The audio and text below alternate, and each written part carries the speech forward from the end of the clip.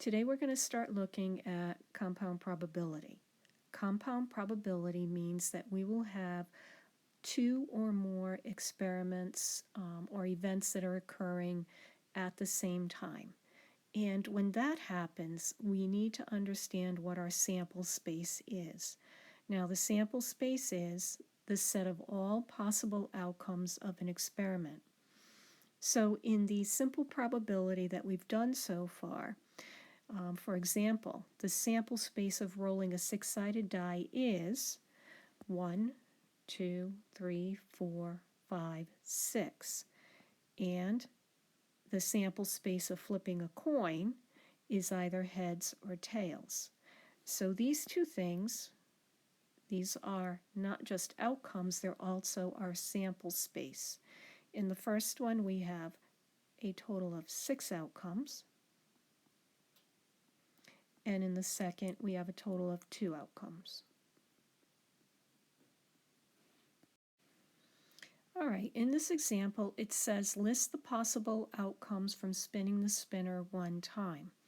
So if I create my sample space for this spinner, the outcomes would be 1, 2, 3, 4, 5, 6, 7, and 8.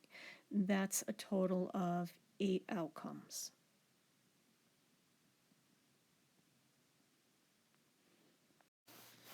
All right, let's look at compound probability, and we're going to use a coin and a six-sided die. And to make this a little easier, I'm going to abbreviate my outcomes for the coin as an H for heads and a T for tail. So if I'm going to flip my coin once and roll a die once, if I flip my coin and I get a tail on the coin, I could roll the die and get a 1. If I flip my coin and get a tail, I could roll the die and get a 2. Another outcome would be I flip my coin and get a tail and roll the die, I get a 3. Another would be I flip the coin and get a tail, I roll the die and I get a 4. Another would be I flipped the coin and get a tail, I roll the die and I get a 5, and then I would get tails and 6. Then another set of outcomes would be, what if I flipped the coin and I got a head first? I could get a 1 on the die, head first on the coin, a 2 on the die, head first on the coin, a 3 on the die, head on the coin, 4 on the die, head on the coin, 5 on the die, head on the coin, 6 on the die. When you add these up, you end up with let me get my pointer. You end up with 1, 2, 3, 4, 5, 6, 7, 8, 9, 10, 11, 12 possible outcomes.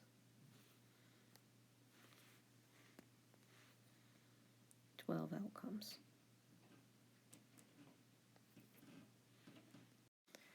All right, let's look at another example. And in this one, we're going to have a coin that's flipped and a spinner is spun once. List all the possible outcomes. So for making it a little easier, I'm going to abbreviate H for heads and T for tail for the coin. And on the spinner, I'm going to put G for green, R for red, Y for yellow, and B for blue. So if we flip the coin, we could possibly get a head, and if we spin the spinner after that, we could get green. If we flip the coin, we could get a head, and spin the spinner, we could get an R. Flip the coin, get a head, spin the spinner, it could be yellow. Flip the coin, get a head, spin the spinner, it could be blue. Now if we flip the coin and get a tail, we could get green on the spinner, tail on the coin, red on the spinner, tail on the coin, yellow on the spinner, tail on the coin, blue on the spinner. When we add these up, we end up with 8 outcomes. All right, I'm going to, in this example, what are the possible outcomes of rolling a standard die twice? So that means even though there's 2 die pictured, we're going to roll a die once. So if I roll it, my possible outcome could be a 1, and then I roll it again, I could get a 1. If I rolled it on the first time, I could then roll it on the second and get a 2. I roll a 1 on the first time, I get a 1. On the second, it could be 3. Then a 1 on the fourth, a 1, and then a 4 on the second, 1 on the first roll, 5 on the second, 1 on the first roll, 6 on the second. Then I could roll a 2 on the first roll and a 1 on the second, 2 on the first, 2 on the second, 2 on the first, 3 on the second, 2 on the first, 4 on the second, and so on. And in this way, we end up making a very nice organized list that we're going to be able to use to calculate the probabilities. 3, 4, 3, 5, 3, 6, 4, 1, 4, 2, 4, 3, 4, 4, 4, 5, 4, 6, 5, 1, 5, 2, 5, 3, 5, 4, 5, 5, 5, 6, and 6, 1, 6, 2, 6, 3, 6, 4, 6, 5, 6, 6.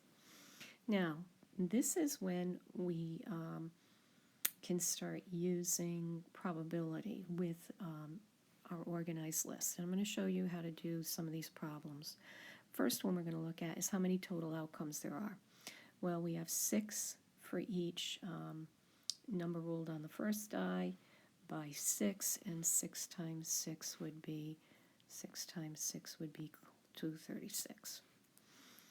Now, the probability of rolling a 2 and a 3. So I want to know what's the probability of rolling a 2 and a 3 out of all those outcomes. Let me change my pen color. All right, rolling a 2 and a 3, it happens here and it happens here. So I have a total of 2 outcomes that fulfill what we're looking for out of a total of 36. And if I simplify that, that would be 1 out of 18. All right, let's look at the next probability. Probability of rolling at least, this should say 1, 4. So let's go back in and circle the ones that have at least 1, 4. I have 1, 2, 3, 4, 5, 6, 7, 8, 9, 10, 11 possible outcomes. So the probability of rolling at least a 4 is 11 outcomes out of a possible of 36, and that cannot be simplified. All right, and the last one, the probability of rolling the sum of 12. So that means I need to find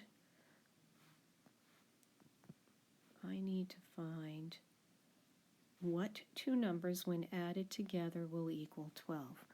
Well, we know that 6 plus 6 will equal 12, but none of these other outcomes will.